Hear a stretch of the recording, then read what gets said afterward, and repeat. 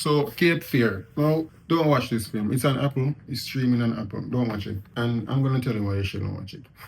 One, the script is terrible. And following that with the dialogue is even more terrible. And the characterization is they are trying to give them this air of prestige, grace, you know, a sense of importance about the characters, especially Max Cady. He's supposed to be this eerie, unsettlingly intelligent psychopath, mastermind. Which, let me get to the first.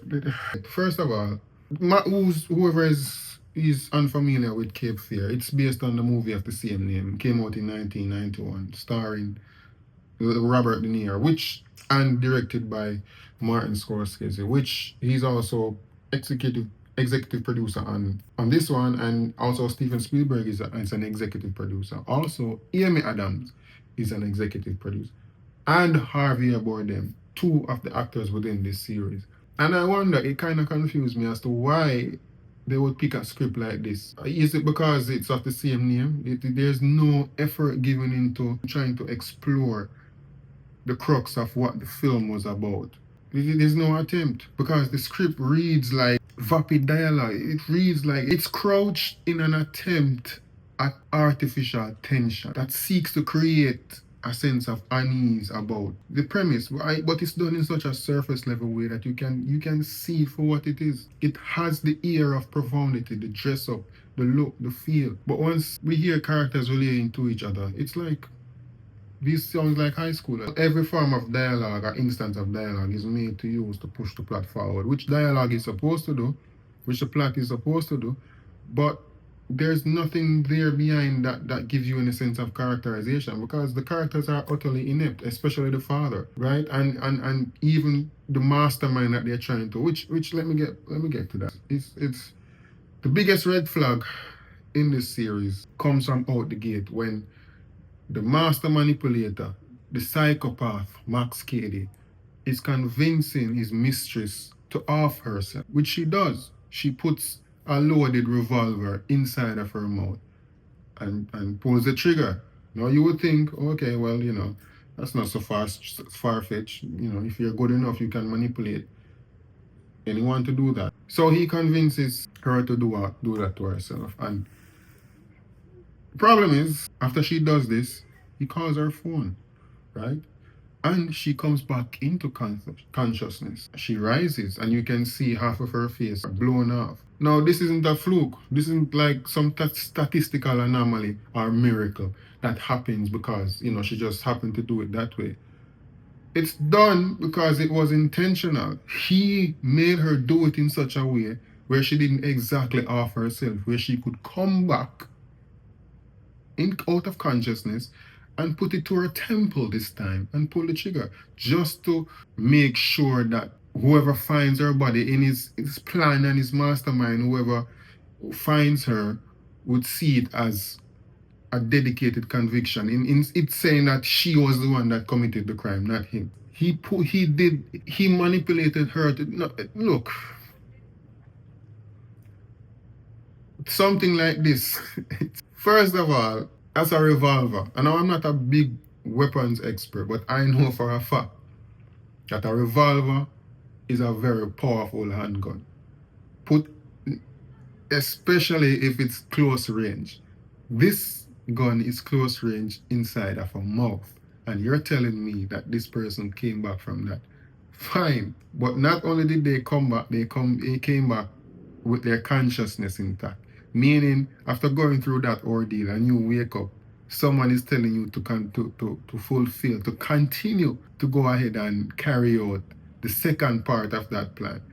And what's not going through your mind is pain, disorientation, and utter sense of dread to even consider what they're saying. All you're thinking about is probably survive. But no, their consciousness is still intact and still attached to the mastermind, Max Cady, where he can still manipulate her to do it a second time. And it's like, hold the fucking brakes, bro. Like, you can try and suspend people's belief, but not me. You're not going to suspend my disbelief with that, because that's that statistical anomaly that you could say would have never occurred at all. Play the transmission. Did you really think it would kill me? I have walked across the surface of the sun. I have witnessed events so tiny and so fast, they can hardly be said to have occurred at all. It would be a miracle, but no. Apparently, Masquerade is so sufficiently good at what he does that he actually renders miracle from thin air by his own willpower. Fine, it's good. So that's one of the things that just threw me completely the fuck off after seeing how they try to recontextualize that woman off in herself. And then God, it's just again the dialogue and how the father, for example, he's one of the most inept, incapable characters I've seen. He's just waiting around to be told what to do. They give him the prestige, the ear. At one point, you see him trying to protect his family from a bobcat. But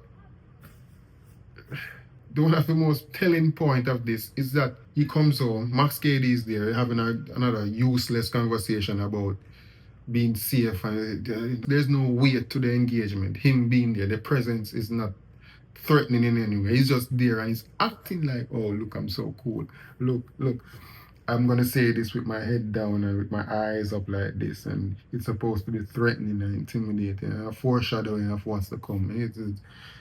It's just, it's just theatrics. It's just a caricature of what you would think some ultra villain would be.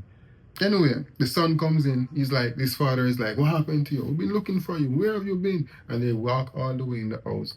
And he's still over his son. Where are you? What are you doing? Talk to me. Your son is not fucking responding. And obviously he looks white. He looks disturbed. There's something about him that is completely off.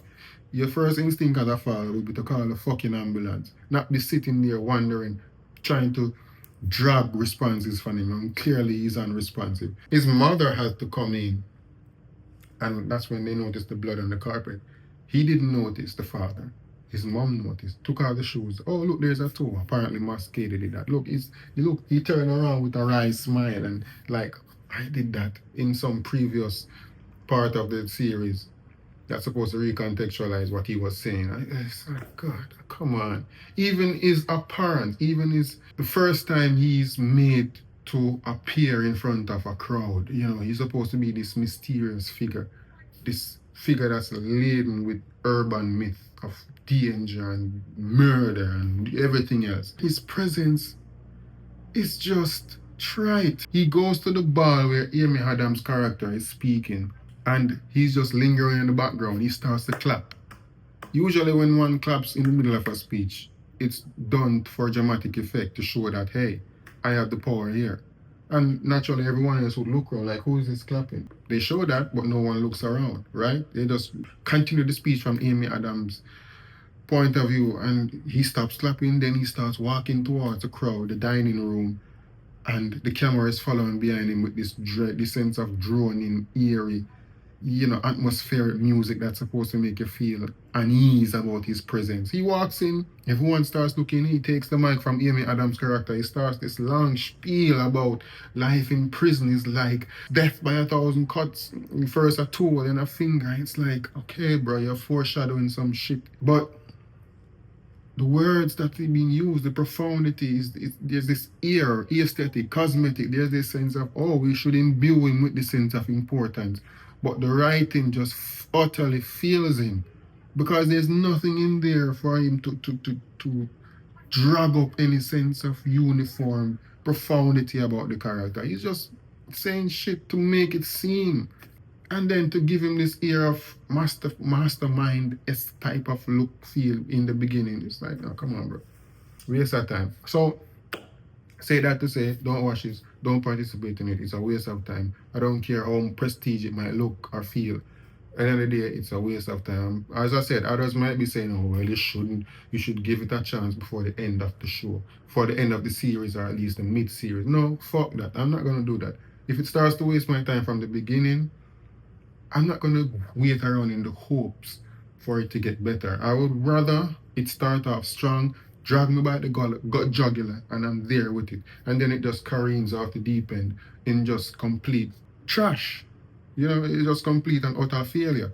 At least it held me from the beginning. At least there was something there I could hold on to. But I'm not gonna sit around waiting for a fucking series or TV, movie, film to get better, and then praise it after the fact. No. There's too much out there to consume, too much out there to watch, to the point where there's the term, the paradox of choice, where we spend more time trying to find something to watch versus watching something. But I would rather start off with a series, and if it's shit, I move on. Simple. There has to be some good out there. Anyway, that is my video for today. Don't see this film, it's shit. This series is shit. Yeah, fuck it. And I'll see you in the next one.